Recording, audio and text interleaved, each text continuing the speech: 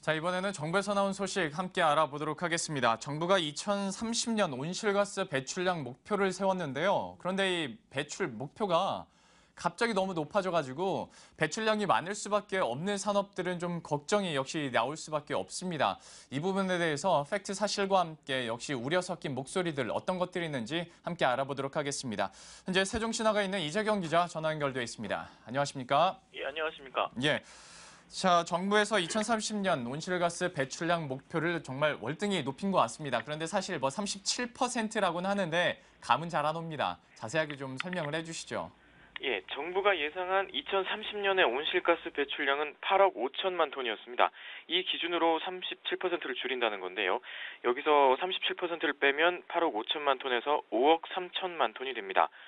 근데 우리나라의 최근 온실가스 배출 실적치는 2012년이었는데요. 6억 8천만 톤이었습니다. 그러니까 15년 후인 2030년의 온실가스 배출량을 2012년 6천 8천만 톤보다 훨씬 적은 5억 3천만 톤까지 줄이겠다는 겁니다. 그러니까 2012년보다 22%더 줄인 수치를 30년까지 달성하겠다는 겁니다. 근데 당초 계획에는 이 정도까지 줄인다는 안은 없었습니다. 그동안 총 4가지 안으로 논의를 해왔었는데요. 2030년 예상 배출량 대비 14.7%를 감축하는 안부터 최대 31%를 감축하는 안까지 총 4가지였습니다.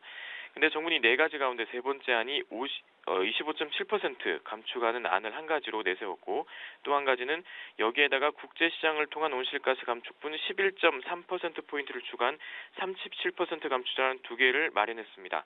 녹색성장위원회는 37% 안을 선택했고, 정부도 국무회를 거쳐서 기존 4가지 안보다 훨씬 강화한 37% 감축안을 확정한 겁니다. 자, 그런데 이제 좀 궁금한 것이 현재 돌아가고 있는 산업들을 계속해서 우리가 유지한다는 전제하에 이것이 정말 가능할까라는 의문이 드는데 이 부분에 대해서는 좀 우리가 어떻게 볼 수 있을까요? 예, 지금 현재 그대로 가면은 절대 감축을 할 수가 없겠죠. 그래서 온실가스 배출량을 대폭 줄이기 위해서 정부가 여러 가지 정책을 추진할 텐데 그에 따른 부작용이 크게 우려되고 있습니다. 우리나라 2030년 온실가스 배출 전망을 보면 에너지 부분이 86.9%로 대부분입니다. 온실가스 배출량을 대폭 줄이기 위해선 에너지 부분에 손을 댈 수밖에 없다는 얘기입니다. 정부도 이번 온실가스 감축 계획에 따라 원자력 발전소를 추가로 건설할 것을 고려하기로 했습니다. 현재 우리나라에서 가동 중인 원전은 총 23개입니다. 2029년까지 완공되는 원전까지 모두 합치면 국내 원전은 총 35개가 됩니다. 이미 35개의 원전이 이미 가동 중이거나 계획되어 있는데 여기에 추가로 원전을 더 짓겠다는 얘기입니다. 이미 우리나라는 원전 밀집도가 세계 1위인데요. 위험 수위는 더 높아질 테고 앞으로 폐로 후에 관리 비용은 눈덩이처럼 불어나고 원전을 더 짓는 과정에서의 지역 갈등은 더 커질 수밖에 없습니다. 예. 정부가 감축 목표에서 또 11.1%포인트를 추가했는데요. 이거는 국제시장을 활용한 온실가스 감축분이라는 겁니다.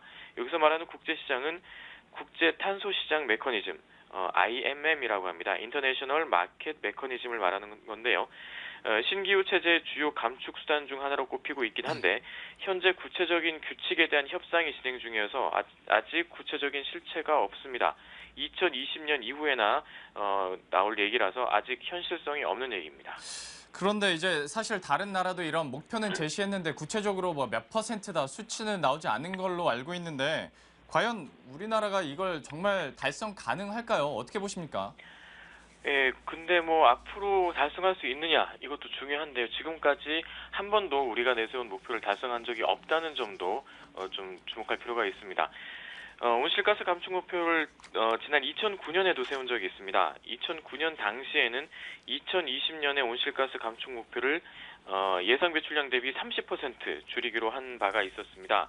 2009년에 전망했던 2020년 예산 배출량은 7억 7천만 톤이었습니다. 예.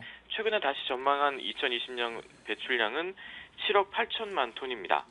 더 늘어난 거죠.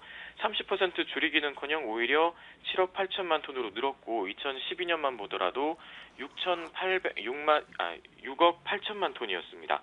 당초 2009년 목표대로 가려면 2020년에는 5억 4천만 톤이 돼야 되는데 거의 뭐 불가능하다고 볼 수 있을 것 같습니다. 네. 여기에다가 산업계 불만도 이만저만이 아닙니다. 정경련은 우리나라는 제조업 위주로 산업 구조가 돼 있고 이미 세계 최고 수준의 에너지 효율을 달성하고 있다. 정부가 무리한 감축 목표를 정했다고 비판하고 있습니다. 또 우리나라는 성장하는 경제 구조고 계속 성장할 수 있는데 정부의 무리한 목표 때문에 결국 경제 성장률이 2%대 저성장을 고착시킬 위험이 크다고 지적했습니다. 그런데도 정부는 오늘 이번에 확정한 감축 목표를 유엔에 제출할 예정입니다. 참 사실 이런 목표들이 기업 입장에서 봤을 때는 조금 더 어떤 투자에서도 좀 소극적으로 변할 수밖에 없고 뭐 더 나아가서는 생산 기지에 대한 해외 이전까지도 좀 얘기가 나오는 것 같은데 참 어떻게 될지는 조금 더 시간을 두고 알아봐야 될 것 같습니다. 지금까지 이재경 기자와 함께했습니다. 고맙습니다. 감사합니다. 자, 이렇게 해서 전반적으로 저희가 준비한 메인 디시들은 한번 살펴봤고요. 계속해서 오늘의 날씨도 체크를 한번 해보도록 하겠습니다.